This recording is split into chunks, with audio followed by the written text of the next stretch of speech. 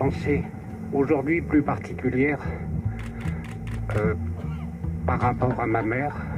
C'était son grand regret de n'avoir pas su où était mort son père.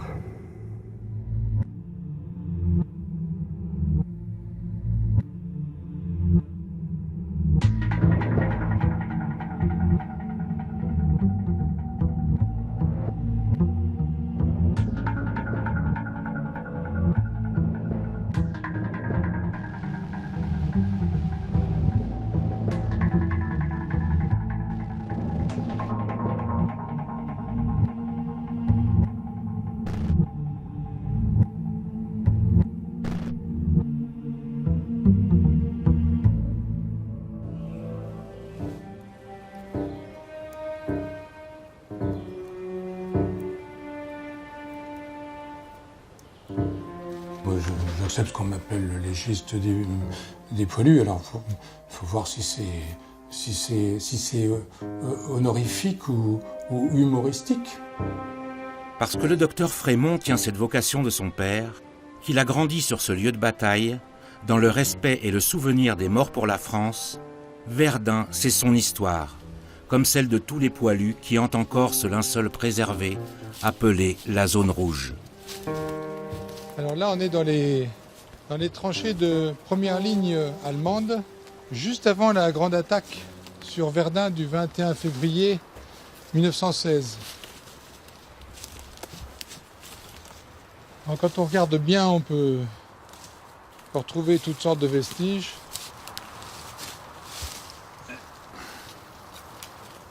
Voilà par exemple une queue de cochon. Une queue de cochon, c'était quelque chose, un pieu en ferraille qu'on vissait en terre. Et puis là, il y a des anneaux et il y a des barbelés qui étaient installés là. On pouvait aussi se piquer par l'extrémité supérieure. Et tout ça était tout le long des tranchées pour empêcher un assaillant éventuel d'arriver. De 1914 à 1918, l'Europe est en guerre. La ligne de front s'étend sur 700 km. Sur cette ligne, Verdun reste connu aujourd'hui pour avoir été le théâtre, en 1916, de l'une des batailles les plus emblématiques et les plus meurtrières de la Première Guerre mondiale. Les soldats ont vécu un véritable enfer, un déluge de feu et d'acier qui s'est abattu sur eux pendant 300 jours et 300 nuits. En près d'un an, 60 millions d'obus ont été tirés. Tous n'ont pas explosé. Là encore un obus. Des obus comme ça, il y en a encore des milliers sur le champ de bataille. Et malheureusement, il y a des gens qui les collectionnent, qui les ramassent, et qui essayent de les déminer. Il ne se passe pas une année sans qu'on ait un accident, parfois grave, avec des obus chimiques. Et aujourd'hui encore, la guerre de 14, malheureusement, fait des victimes.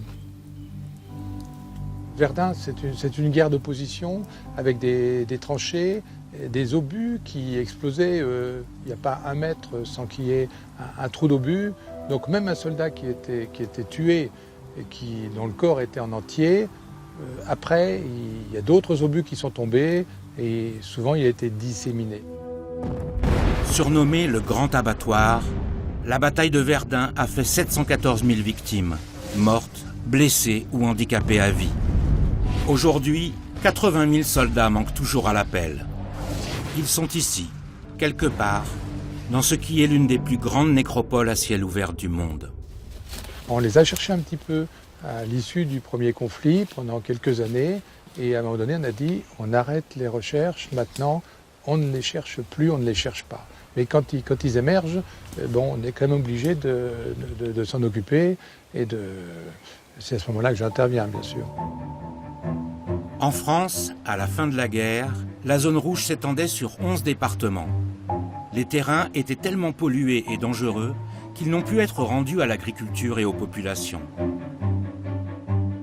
Aujourd'hui, à Verdun, cette zone rouge ne s'étend plus que sur 10 000 hectares.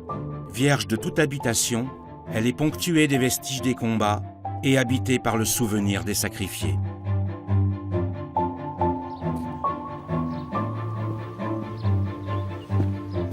Pour trouver âmes qui vivent dans cette zone, il faut aller jusqu'au mémorial de Verdun. C'est là que le 6 mai 2015, lors de travaux de rénovation pour la préparation du centenaire de la Grande Guerre, des ouvriers découvrent des ossements. Le docteur Bruno Frémont confirme rapidement que les restes sont bien des ossements humains. Les dépouilles de 3 soldats sont prises dans la glaise noire et collante de Verdun. Il faut les arracher au sol pour commencer à les assembler. Les équipements retrouvés sur place confirment qu'il s'agit bien de soldats français. On a 3 squelettes quasiment complets. On a tout un matériel militaire français, lui aussi quasiment complet. On a beau chercher, alors c'est pas facile parce que c'est de l'argile, très grasse, très épaisse, très humide. C'est pas facile, mais on a beau chercher, on ne trouve aucune plaque d'identité militaire. Sur le chantier, les ouvriers abandonnent les travaux. Tout le monde est mobilisé pour creuser, gratter la terre. Pour avoir une chance d'identifier ces 3 corps, il faut absolument retrouver leur plaque d'identité militaire. Et tout d'un coup, un ouvrier me tend quelque chose en me demandant « est-ce que ce serait ça ?» Alors là, c'est tout à fait extraordinaire. Et sur cette plaque-là, on pouvait lire Fournier, Claude, 1900. Le docteur Frémont se trouve alors face à une énigme de taille. La plaque appartient-elle à l'un de ces 3 corps? Et si oui, lequel? Commence ici l'enquête sur le sergent Claude Fournier. Direction Vincennes, près de Paris. C'est là où se trouvent les archives militaires françaises, que tout le monde peut venir consulter. Le ministère des Armées a même mis en ligne les archives numérisées, dont le fichier des morts pour la France, des fusillés de la Première Guerre mondiale, ou encore les journaux de marches et opérations des régiments, accessibles depuis le site Mémoire des hommes. En France, on est tous plus ou moins concernés par la Grande Guerre. On a tous un ancêtre qui a fait la Grande Guerre. On peut, à travers ce site, retrouver sa trace. Donc là, devant nous, sur l'écran, on a la fiche Mort pour la France du sergent Claude Fournier. Donc on va retrouver le nom de son régiment. Il est indiqué ici que le sergent Claude Fournier est tué l'ennemi. Donc cette expression donnera lieu plus tard à la mention des morts pour la France. Notre métier d'archiviste, c'est de rendre disponibles, accessibles ces archives tous les jours. Donc le site Mémoire des hommes donne l'opportunité de toucher le plus large public possible via ce site. Avec le nom du sergent Claude Fournier, voilà que nous avons accès aux détails des opérations de son régiment, jusqu'au jour de sa mort, le 4 août 1916. Arrivée des bataillons à la citadelle vers 11h, donc le 1er août. Bombardement assez vif de l'artillerie allemande. Par bonheur, le trajet des 2 bataillons se fait avec beaucoup de fatigue, mais sans perte. Le 2 août, le bataillon est mis à la disposition du colonel Française, commandant la 30e brigade au fort de Souville. Donc là, le sergent Fournier arrive au fort de Souville. Donc on peut trouver la position du fort sur cette carte qui est en fait un canevas de tir du secteur de Fleury. Donc à la fois le secteur à défendre, a priori par ici, le fort de Souville où il vient d'être positionné 2 jours avant sa mort, l'endroit où il a été retrouvé mort, Fleury devant Douaumont, et plus au nord, le fort de Douaumont. C'est toujours un peu d'émotion, même si les archivistes ont l'habitude de tenir entre leurs mains des documents parfois beaucoup plus anciens que ce journal de marche. Mais on ressent toujours quelques émotions, notamment à travers ce journal de marche. On a accès à beaucoup de souffrances aussi de ces poilus, qui sont tous un peu nos ancêtres aussi.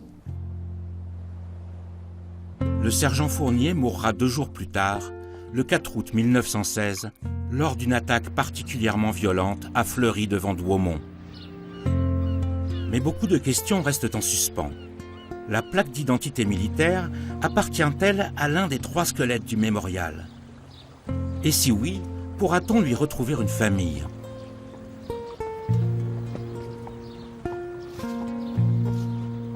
Le sergent Claude Fournier fait partie désormais de la vie du docteur Frémont, comme tant d'autres soldats tombés à Verdun avant lui et qui ont marqué de leur empreinte les murs de sa maison. Là, ici, pendant la guerre de 14-18, il y avait un hôpital de campagne militaire.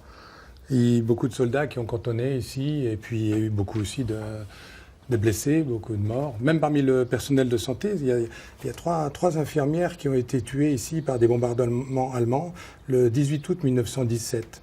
Et après les murs, il reste des inscriptions qui datent de cet hôpital de campagne. Là donc on a règlement d'ordre intérieur, entrée interdite aux étrangers, défense de fumer et de cracher, la place doit être lavée au moins une fois par semaine. Et alors suivent le nom des soldats qui dormaient sur des paillasses là, au pied de ces murs. Ils étaient quand même dans la tourmente, ils ne savaient pas de quoi serait fait le lendemain. Peut-être qu'ils allaient périr, repartir sur le front, être tués, mais il ne manquait pas d'humour, parce qu'il y a des endroits où ils dormaient, où c'est inscrit, ici c'est inscrit, ici repose, avec le nom du soldat, Sigi, le nom du soldat, et un peu plus loin c'est marqué Hier liegt, en allemand, donc c'est aussi un trait d'humour. Hier liegt, c'est ici, dort, voilà. À l'époque, tous les enfants grandissent dans la haine du Boche, du cochon, qui en 1871 a volé l'Alsace et la Lorraine. Un seul discours à leurs oreilles, il faut reconquérir les provinces perdues, quitte à donner sa vie pour la patrie. Alors ça c'est mon grand-père maternel, hein. Et donc mon grand-père, ben voilà, quand il se fait photographier petit garçon à l'époque, les petits garçons, eh bien ils sont habillés en militaire. Là il est habillé en cuirassé. Donc voilà dans quel contexte ces enfants-là étaient élevés, l'esprit de la revanche et puis de retrouver l'Alsace et la Lorraine, hein.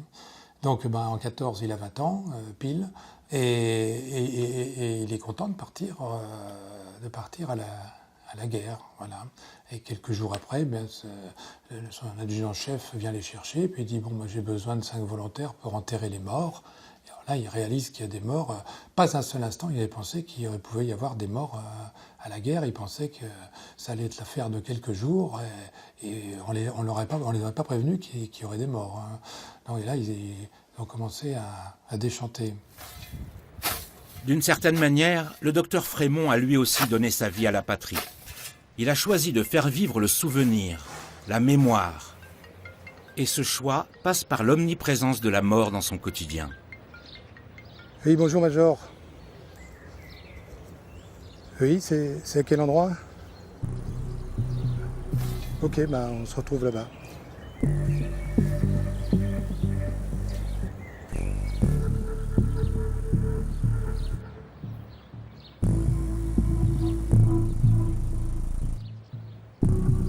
Là-bas, c'est sur la route du fort de Douaumont, en plein cœur de la zone rouge. Si on ne cherche plus les corps des soldats disparus, ils se rappellent régulièrement à nous, à l'occasion de travaux. Il faut alors aller très vite pour ne pas retarder le chantier. C'est pourtant une véritable investigation policière qui commence. Qui peut dire à ce stade s'il s'agit d'un soldat de la Première Guerre ou d'une victime récente? Pour ce squelette, comme pour celui du sergent Claude Fournier, la justice ouvre une enquête. Il y a encore de la matière organique noirâtre là. Donc ça, c'est un fémur là, c'est l'os le plus gros, hein, d'organisme. C'est celui qui est le plus intéressant à trouver, hein. Voilà. Voilà. Et alors là, on voit que ça c'est un fémur droit. Shrapnel. Ouais, c'est super intéressant ça. Qui était donc juste contre l'os. C'est une petite bille L'acier ou d'acier qui était envoyée par des obus à balles. Par des obus, ouais. Ouais. On n'est pas encore complètement dans un domaine archéologique, hein. Il y a un côté humain qui est encore extraordinairement présent, hein. C'est pour ça que tous les ossements du champ de bataille, ils ont droit exactement au même traitement qu'un mort ou une découverte de cadavre qui vient de mourir la veille ou l'avant-veille.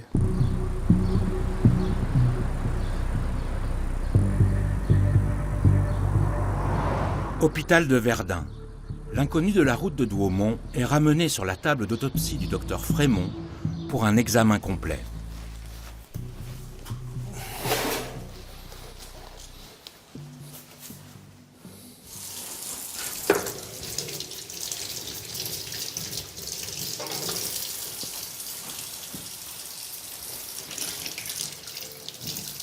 On voit les excroissances osseuses Donc c'est un individu qui manifestement n'a plus 20 ans. Hein. Je pense que c'est bon, ces deux-là aussi. Ok. Oui, alors là on a Ah, là, tiens, je te le donne. Il y a comme une fracture ou un cran sur une blessure antémortem, hein, et très vraisemblablement une blessure ici par éclat d'obus. Hein. La plupart des blessés et des morts de Verdun, c'est par éclat d'obus. C'était terrible, parce que ou bien il mourait tout de suite, ou bien il mourait d'infection dans les jours, dans les semaines qui suivaient, car on est à une époque où il n'y a pas de traitement antibiotique, il n'y a pas de vaccin contre le tétanos, et donc la plupart des soldats vont mourir d'infection de leurs plaies par éclat d'obus, même minime. Bon, il n'y a plus rien, on a fini. Tout est assemblé, non, c'est Voilà. tous les... Il est à peu près complet. Hein. Le procureur de la République est presque un interlocuteur quotidien du docteur Frémont. Habitué à être réquisitionné par la justice, il anticipe même ces questions. On a pu rapidement reconstituer un squelette qui est, comme vous voyez, qui est quasi complet. Oui, c'est ce que j'observe, oui. Voilà, c'est un cadavre dont les ossements sont compatibles avec donc la Première Guerre mondiale, comme nous le prouve aussi tout le matériel qu'on a pu trouver tout autour. D'accord. Donc en fait, on peut considérer que l'impact de l'obus est à l'origine de la mort. Oui, tout à fait. C'est une blessure qui est létale par excellence au niveau du crâne. D'accord. Et qu'il s'agissait d'un soldat. Et qu'il s'agissait d'un soldat de la Première Guerre mondiale. Mais bien sûr, on a à cœur toujours d'essayer de trouver son identité, ou au moins sa nationalité. On a trouvé dans le dos, il avait ça. Et ça, c'est la crosse en bois du fusil Moser, donc le fusil, la carabine allemande de 14-18. Et surtout, ce qui est très intéressant, c'est quand même cette paire de chaussures qu'il a au pied, ici. Et ces chaussures-là sont des chaussures typiquement françaises. Ce sont des godillots, hein, à clous. Et les os des pieds sont encore à l'intérieur, les calcanéums et tous les os des pieds sont encore à l'intérieur. Et encore avec les lacets. Et encore avec le laçage qui a été fait par le soldat avant de monter sur le front. Alors on est sûr que les chaussures sont françaises, mais il arrivait qu'on puisse prendre des chaussures à l'ennemi. Si les chaussures étaient en bonne qualité, c'est pas une preuve en soi que d'avoir des chaussures françaises. Pour l'instant, on est toujours dans l'expectative, puisqu'on a à la fois du matériel français et du matériel allemand. Les équipements retrouvés près du squelette ne laissent aucun doute. Le docteur Frémont confirme rapidement qu'il s'agit bien d'un soldat de la Grande Guerre. Faute de pouvoir l'identifier et donc de pouvoir le rendre à sa famille, c'est le ministère des Anciens Combattants qui va se charger de l'inhumation. Je dirais, même si le commun des mortels pourrait dire « bah oui, c'est sûr que c'est un soldat », non. Le rôle du procureur de la République, c'est de s'assurer qu'il s'agit bien d'un soldat, bref, comme on dit, de fermer toutes les portes avant de prendre la décision de remettre le corps aux autorités pour inhumation. En matière de médecine légale, le docteur Frémont ne travaille pas seulement sur les corps des soldats de la Grande Guerre. Il autopsie également chaque année une centaine de cadavres amenés par les gendarmes. Des morts tragiques, des accidents, des meurtres, des suicides. Et comme si ça ne suffisait pas, il est aussi médecin urgentiste du SAMU. Voilà, et il a déjà fait des infarctus, c'est bien ça? Demandez-lui voir s'il a une douleur ou s'il n'a pas de douleur. Il n'a pas de douleur, hein, il n'a aucune douleur. Hein. Donc, de toute façon, l'ambulance est partie. Hein, et en attendant, il reste allongé, comme il est, jambes surélevées. D'accord? Voilà. Bon, très bien. Au revoir, madame. J'ai un arrière-grand-père qui était médecin-major et qui, lui, bien sûr, a tourné dans tous les postes de secours et dans tous les hôpitaux de campagne sur le front ou sur l'arrière-front. Et puis, avant moi, mon père était déjà médecin légiste, et donc je fais ça tout à fait naturellement. Donc, grand 2 déshabillage. À l'ouverture de la douche, on constate qu'il y a beaucoup d'eau au fond de celle-ci.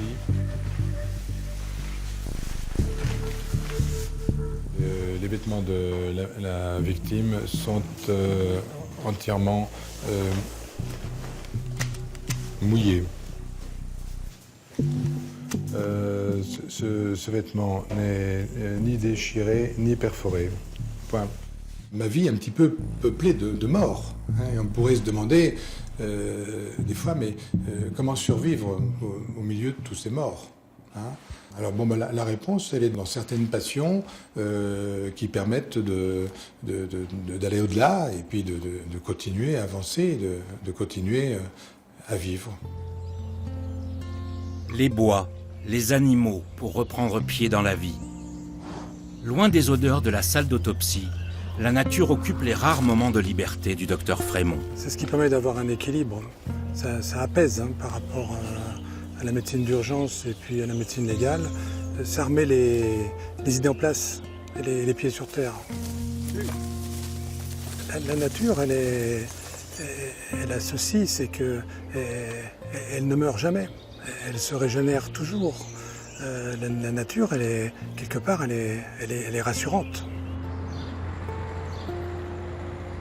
La Première Guerre mondiale a fait 10 millions de morts. Il n'y a pas une famille en France qui n'ait été touchée par l'hécatombe. Toutes comptent au moins un mort, un blessé ou un orphelin. Le docteur Frémont ne fait pas exception. Voilà, Frémont Léon, le frère de mon grand-père paternel. C'est notre fantôme familial, à nous, et comme toutes les familles françaises qui ont été endeuillées. Et il s'appelait Léon Frémont.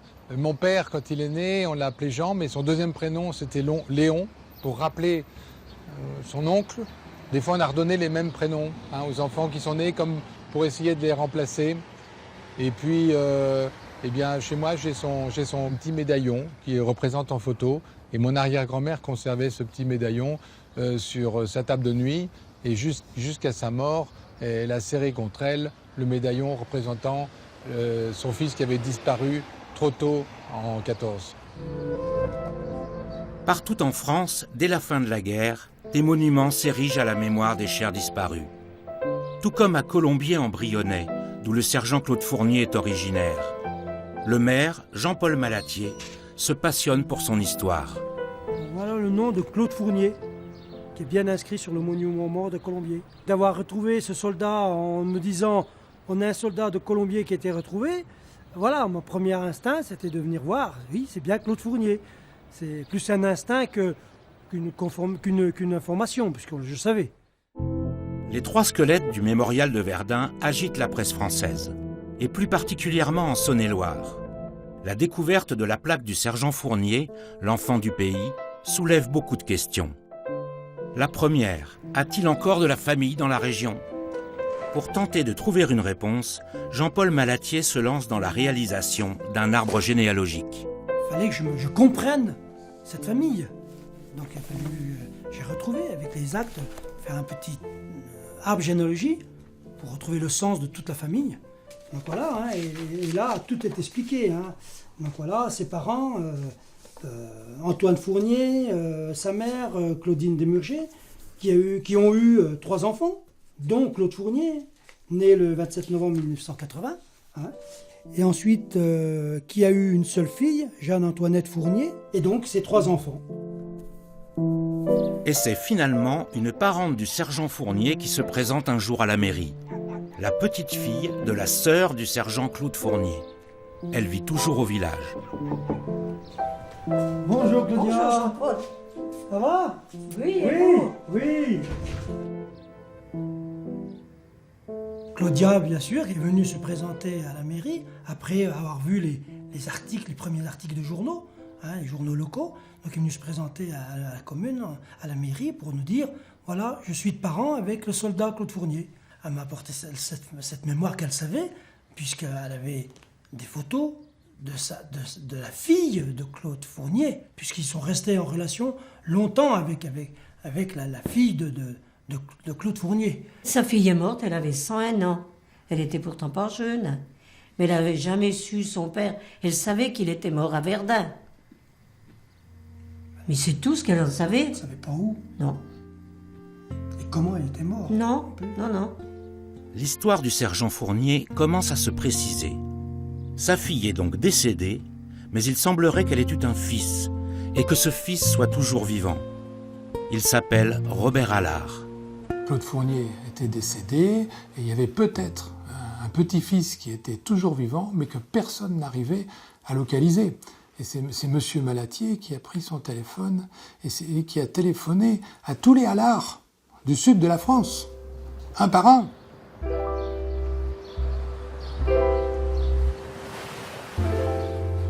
Et à un moment donné, il est tombé sur un monsieur Robert Allard qui a dit oui, effectivement, Claude Fournier, c'était mon grand-père. Voilà. Donc là, il y a un maillon de la chaîne tout à fait extraordinaire, et ça, on le doit à monsieur Malatier. Chez lui, à Cannes, Robert Allard se souvient encore de cette journée d'octobre 2016. Je reçois un coup de fil d'un monsieur qui se présente. Je suis monsieur Malatier, le maire de Colombier-en-Brionnais. Il m'a dit, il semblerait qu'on ait retrouvé les restes de votre grand-père. Alors j'avoue que, bon, j'étais assis, ben, ça va, mais sur le moment, c'est enfin, je sais pas trop ce qui se passe, mais on retient sa respiration et on attend la suite. Ben après, c'est le docteur Frémont qui m'a appelé, qui me dit, monsieur Allard, pour être sûr de cette filiation, on va faire une première en France. Est-ce que vous êtes d'accord pour faire un test ADN? Passé l'émotion, Robert Allard se prête volontiers à l'exercice. Avant d'effectuer les prélèvements qui serviront au test d'identification génétique, le docteur Frémont assemble les 3 squelettes du mémorial avec Manu Roba, son aide-soignant. Bien, on va commencer par le sternum. C'est pas une balle, hein, c'est physiologique. Ouais, trop. T'en as compté combien des vertèbres? En fait, ça serait. Ouais. Avec, oui, tu comptes le. Bah oui, je compte ça. Le sacrum, ouais, ouais. Bon, bah, on va mettre les côtes. Hein. Voilà, on va chercher les côtes dans le même ordre. Hein. Comme laissez dans l'ordre dans lequel elles sont. Ouais.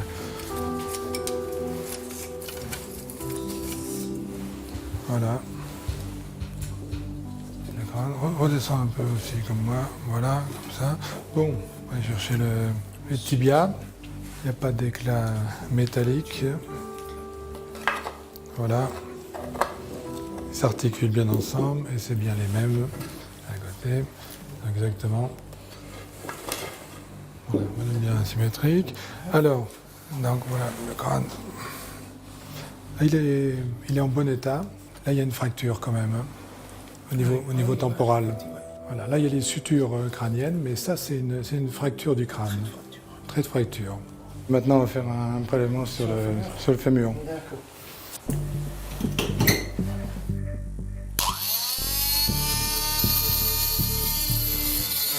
Ça va être transmis à l'Institut médico-légal de Strasbourg. Du professeur Kayser qui est spécialisé pour les identifications génétiques. L'examen ADN est essentiel. Il va permettre d'associer la plaque de Claude Fournier à l'un des 3 squelettes. Ou pas. Pour être sûr à 99,999% que le sergent Fournier est bien l'un des 3 squelettes, il faut comparer les échantillons avec un ADN féminin. Ce n'est donc pas son petit-fils, Robert Allard, mais Claudia Palluat-Montel, sa petite-nièce, qui s'est prêtée au prélèvement. Tiens, Angela, nous venons de recevoir les prélèvements du docteur Frémont. Tu sais, ça concerne les 3 poilus qu'il faudrait identifier. Dans un premier temps, les échantillons sont décontaminés de tout ADN étranger. Ils sont ensuite réduits en poudre très fine. Cette poudre est mise en présence d'une solution qui fait éclater les cellules et libère la molécule ADN. La dernière étape permet d'amplifier cet ADN pour l'analyser. L'opération se répète pour les 3 squelettes. Chacun est identifié grâce à l'acronyme PM pour poilu et mémorial. Les ADN PM1, PM2 et PM3 sont ainsi enfin comparés. Cette machine, en fait, elle va permettre de visualiser l'ADN et de nous donner, en fait, le profil génétique de l'individu que l'on a analysé.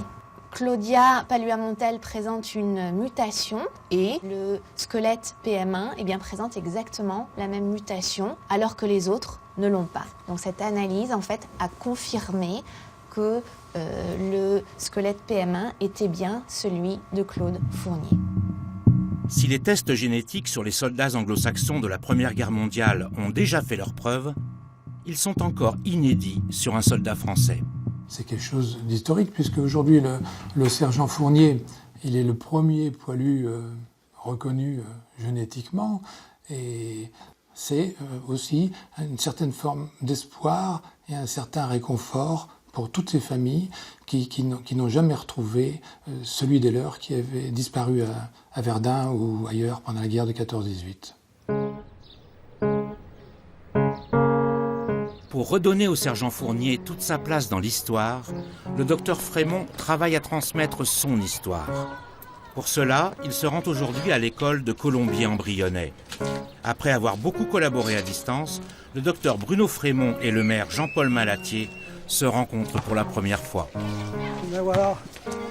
Bonjour, docteur. Voilà, Moi, content de vous enchanté, connaître. vraiment très heureux de Moi vous aussi, accueillir moi aussi. à l'école de Colombier. Ça Moi me fait aussi. un grand plaisir. Voilà, moi aussi. Merci beaucoup Je vous en prie. d'avoir fait le déplacement Oui, pour cette histoire, cette belle histoire. C'est une belle histoire effectivement qu'on porte Voilà. ensemble. Avec, et puis, voilà, avec tous les temps qu'on a passé au téléphone et de vous rencontrer. Ah ça, oui, tout à fait. C'est vraiment pour moi un honneur de vous accueillir. On a bien travaillé ensemble et c'était réciproque, ça a permis d'aboutir. Voilà. Très bien. Écoutez, voilà, donc les enfants, l'institutrice Marilyn aussi qui a travaillé sur le projet, bien sûr. Hein. Ils ont aussi un concours à faire comme thème le soldat sergent Claude Fournier. Et pour accompagner les enfants dans leur projet, le docteur Frémont est venu leur exposer cette incroyable histoire. Voilà, donc je vais vous parler de Claude Fournier, mais avant de vous parler de Claude Fournier, je vais déjà vous parler de moi et puis de Verdun. Alors voilà. Alors moi j'ai un grand-père qui avait combattu à Verdun. Il était traumatisé par Verdun. Il avait été très gravement blessé à Verdun. Il avait perdu beaucoup de copains. Il est là, et ça c'est son meilleur copain, qui était capitaine, le capitaine Hartmann. Et lui, il était tué pendant la guerre de 14-18. Il avait toujours la photo de son copain avec lui. Suivante. Voilà ce qu'on voyait à Verdun après la guerre de 14-18. Il y avait des ossements partout, comme ça, malheureusement. Alors là, nous sommes en 2015, en mai 2015. Vous voyez que derrière, il y a le mémorial de Fleury. C'est un très beau musée. On fait des travaux pour l'agrandir. Et à un moment donné, une pelleteuse creuse pour enfouir une cuve d'assainissement. Suivante. Voilà la pelleteuse, voilà ce qu'on trouve. Là, vous ne voyez pas grand-chose, mais ici, bon, c'est un crâne humain.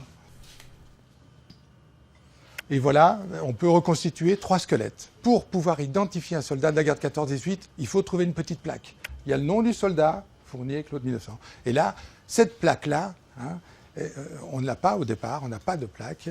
Et c'est en allant refouiller un tas de terre qui était béné à 200 mètres de là qu'on va trouver cette petite plaque qui est la plaque de un des 3 soldats. Je vous l'ai amenée pour vous la montrer, pour vous montrer ce que c'est qu'une plaque d'identité militaire. Et c'est grâce à ça qu'on a pu remonter jusqu'à Claude Fournier et jusqu'à Colombier-en-Brionnais. Vous faites passer, vous y faites attention ? Vous la faites à l'endroit où ils ont retrouvé les os de Claude Fournier, s'ils seront pas retournés, ils n'auraient pas trouvé ça et puis ils n'auraient pas su c'était peut-être qui. C'est ça. Le soldat. Elle est restée un siècle à 2 mètres sous terre. Alors c'est une petite plaque qu'ils avaient autour du cou ou des fois autour du poignet. Et quand un soldat était tué, ça permettait de l'identifier, de dire voilà, un tel a été tué, on a retrouvé sa plaque. Je vais laisser les enfants vous poser leurs questions. Clara, tu commences ? Pourquoi avez-vous fait ce métier ? Un petit peu naturellement. J'ai pas beaucoup de mérite parce que mon père, il était déjà médecin légiste. Et puis, je m'intéresse beaucoup à l'histoire aussi. Ça, c'est... Vous avez identifié combien de corps ?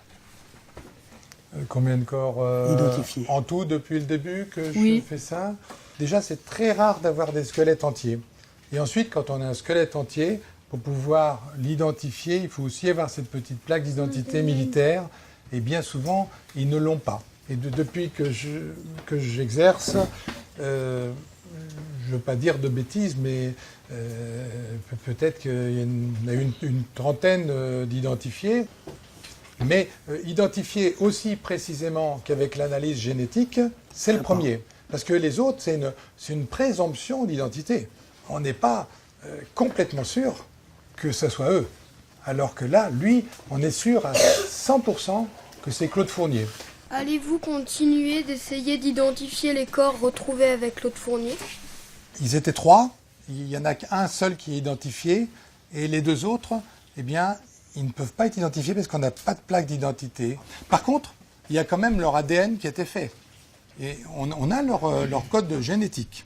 Hein. Donc, on ne sait jamais. Si on retrouvait un document qui nous dise, par exemple, Claude Fournier a été abattu tel jour avec 2 de ses camarades, ils sont tombés en bas du talus et qu'on avait le nom des 2 camarades, alors là, on pourrait éventuellement retrouver de la famille avec leur nom.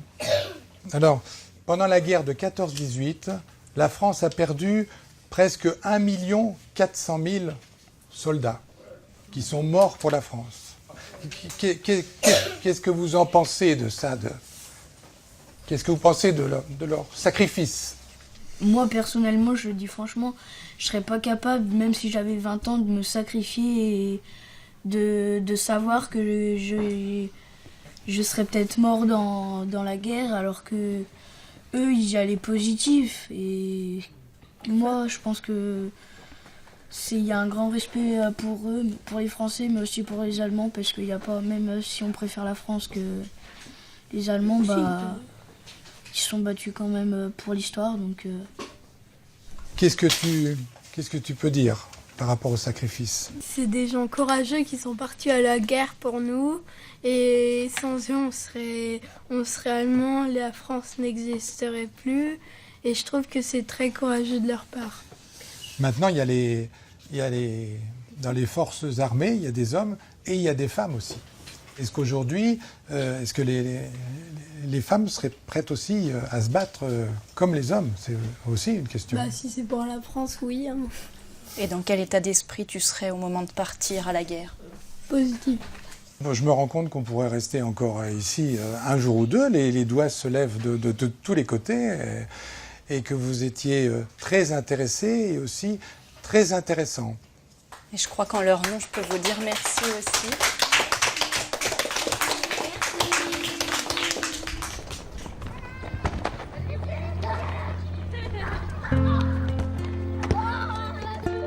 Le devoir de mémoire, c'est essentiel. Si on ne transmet pas ça aux jeunes générations, comme moi-même, mes grands-pères me l'ont transmis, alors ça ne servira à rien. Et puis tout cela recommencera. Il ne manque plus qu'un visage à Claude Fournier. Son petit-fils n'a plus aucune photo de famille. Tout a été détruit dans une inondation. Dernier espoir, Claudia, sa petite nièce. On avait tout, on avait donc un corps, on avait donc Claude Fournier. Il nous manquait pour l'identifier une photo. Donc cette photo, Claudia, bien sûr, je suis revenu la voir en disant « Est-ce que vous savez pas retrouver une photo ?» Et un jour, elle m'appelle en disant « J'ai retrouvé une carte postale avec 15 soldats dessus et un nom derrière. » Si on avait eu une photo avec le soldat tout seul, c'était fait. Hein. Une bonne nouvelle, cette photo. Mais reste un obstacle à l'identification. Ces 15 visages, 15 soldats inconnus. Comment savoir lequel est le sergent Claude Fournier? Et comme j'avais eu de nombreux contacts avec M. Malatier et avec M. Allard, et qu'on m'avait transmis cette photo qui avait été retrouvée chez la vieille cousine où il y avait une quinzaine de soldats, l'idée m'est venue de pouvoir tenter une reconstitution faciale à partir du crâne qui était toujours en notre possession. Le docteur Frémont sollicite alors les gendarmes, qui disposent d'équipements capables de reconstituer un visage à partir d'un crâne. L'expérience est tentée à l'IRCGN, l'Institut de recherche criminelle de la Gendarmerie nationale à Pontoise. Le crâne est modélisé à l'aide d'un scanner pour obtenir une image en 3 dimensions.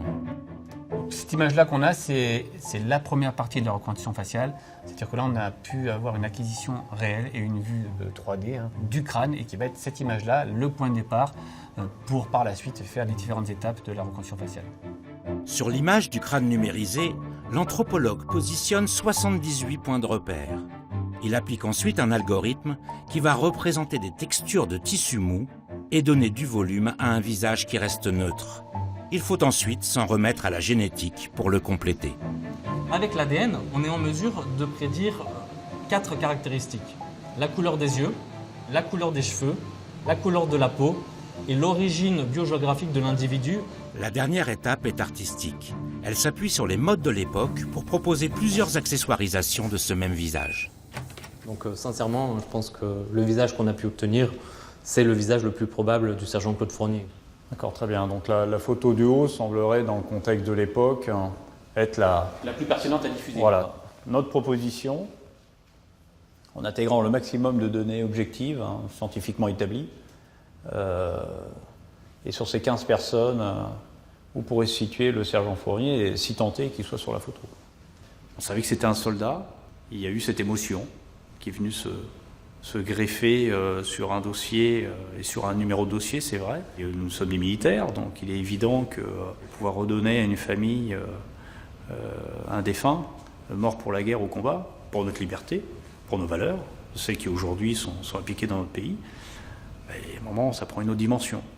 J'ai presque honte de l'admettre, mais j'ai pas eu de doute là-dessus. Moi, je suis allé directement sur ce soldat.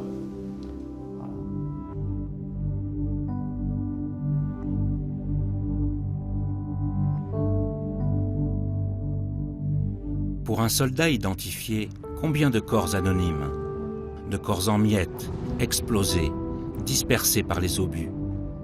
À la fin de la guerre, des milliers de restes humains tapissent le sol de la zone rouge.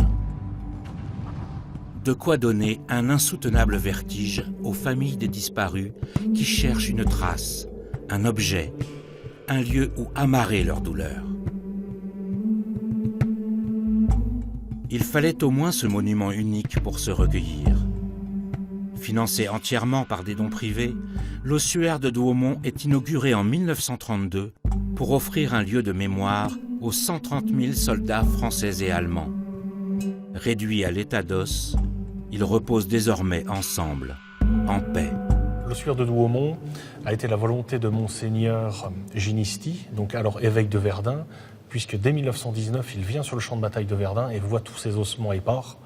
Il veut absolument leur redonner une sépulture digne. Dans les sous-sols, les os sont rassemblés en fonction de la zone où ils ont été découverts. Il y a une succession de petites chapelles rappelant le nom des secteurs de combat. Et sous les deux cénotaphes, il y a la fosse de 14 mètres cubes de ce secteur. Et tout ça a aidé toutes ces familles à faire leur deuil. Exactement, c'est vraiment pour aider toutes ces familles à faire le deuil après-guerre. Pour la première fois depuis sa création, une caméra est autorisée à descendre dans les entrailles de l'ossuaire. Donc nous y voilà. Nous sommes donc sous le bouclier. Et ici, donc, il y a les ossements. Il y a des petits éléments aussi, comme ici, là. On ne sait pas si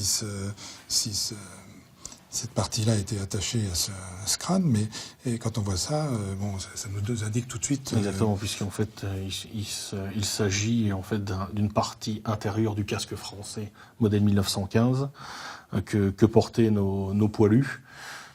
Donc, s'il avait été retrouvé exactement sur le terrain avec l'ossement, voilà, on se doute que le soldat était français. Ça peut donner une indication de nationalité. Voilà.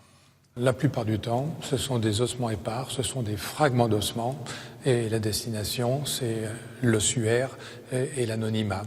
Il est très rare de retrouver des squelettes à peu près entiers, et il est encore plus rare de trouver cette petite plaque d'identité militaire, et encore beaucoup plus rare de pouvoir rattacher un soldat, le squelette d'un soldat, à une famille encore existante. Le cas du sergent Claude Fournier est exceptionnel. C'est le premier poilu identifié grâce à son ADN, et c'est aussi le premier à bénéficier d'une reconstitution faciale. C'est inespéré pour la famille. Voilà un visage qui se révèle familier. Avec lui s'ouvre un chapitre ignoré de son histoire, se ferme dans le même temps celui du mystère et de la légende. Aujourd'hui est un jour très particulier. Robert Allard arrive de Cannes pour les obsèques de son grand-père. Il a choisi de l'enterrer ici, à Verdun, pour qu'il repose auprès de ses frères d'armes. Bonjour Monsieur Allard. Docteur Frémont, vraiment c'est un immense plaisir de vous connaître. Moi aussi, c'est un grand plaisir de vous connaître Monsieur Allard. Bonjour Madame Allard. Enchanté. C'est énorme ce que vous faites. Oui, non mais mon grand-père a fait aussi la guerre de 14-18. Il me parlait toujours de ses copains qui étaient restés. Et bon, toute sa vie, il a été traumatisé avec ça. Oui, parce que je pense qu'ils ont vécu des moments épouvantables. Épouvantables. Bon.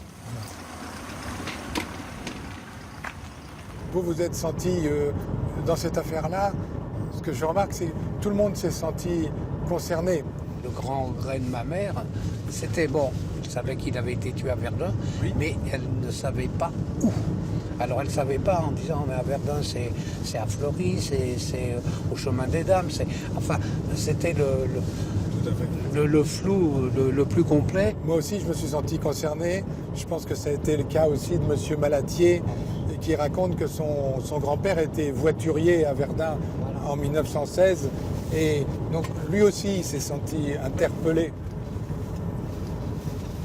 Voilà, hôpital Saint-Nicolas. Et c'est là où vous êtes, vous? C'est là que je travaille aux urgences au SAMU, effectivement. Pour la mise en bière des 3 soldats du mémorial, le médecin légiste invite la famille du sergent Claude Fournier dans la chambre mortuaire de l'hôpital de Verdun pour un dernier hommage. Voilà celui-là, c'est un soldat inconnu. Celui-là, c'est un autre soldat inconnu. C'était un jeune, alors c'était un jeune, voilà. Jeune. Tout à fait. Et celui-là, c'est votre aïeul. C'est votre grand-père, Claude Fournier. Voilà.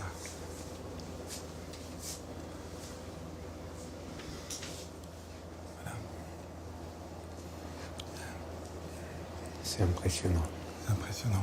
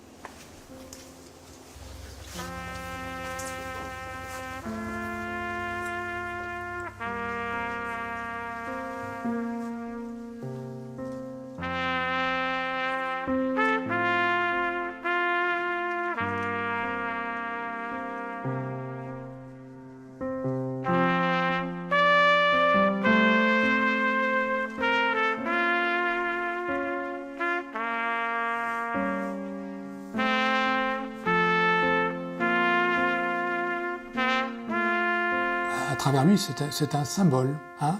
On avait le soldat inconnu en 1920 qui est parti de Verdun, qui est sous l'Arc de Triomphe. Et maintenant, on a le soldat reconnu avec cette espèce d'espoir et quelque part, avec tout ce qui a été fait autour de lui, on lui a rendu une âme.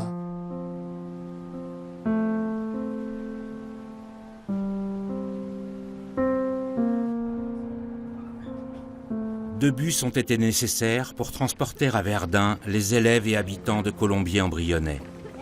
Tous souhaitaient assister aux obsèques de l'enfant du pays. On peut dire que c'est l'aboutissement d'un travail de 2 ans et demi, pratiquement 3 ans, mais c'est surtout l'aboutissement d'une histoire, d'une reconnaissance à nos soldats, bien sûr à Claude Fournier, mais à ses 2 compagnons et tous les soldats de cette terrible guerre de 14-18. 3 ans après sa découverte, le sergent Claude Fournier reposera enfin au cimetière de Douaumont. Ses 2 compagnons resteront inconnus, mais tous reçoivent les honneurs militaires au cours d'une cérémonie officielle. J'ai une pensée aujourd'hui plus particulière par rapport à ma mère. C'était son grand regret de n'avoir pas su où était mort son père.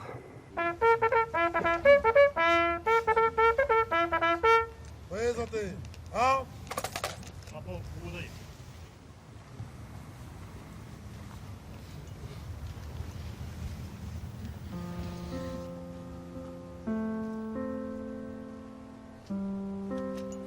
Si on m'avait dit qu'un jour je serais à Verdun, non, j'y croyais pas. Ça a impliqué un tas de personnes qui ont voulu aller au bout des choses. Et ça, j'ai beaucoup d'admiration pour ces personnes. Parce qu'ils ont fait un truc énorme. Non, c'est une belle histoire. Oui, c'est ma manière de rendre hommage à mes grands-pères, à mon grand-oncle.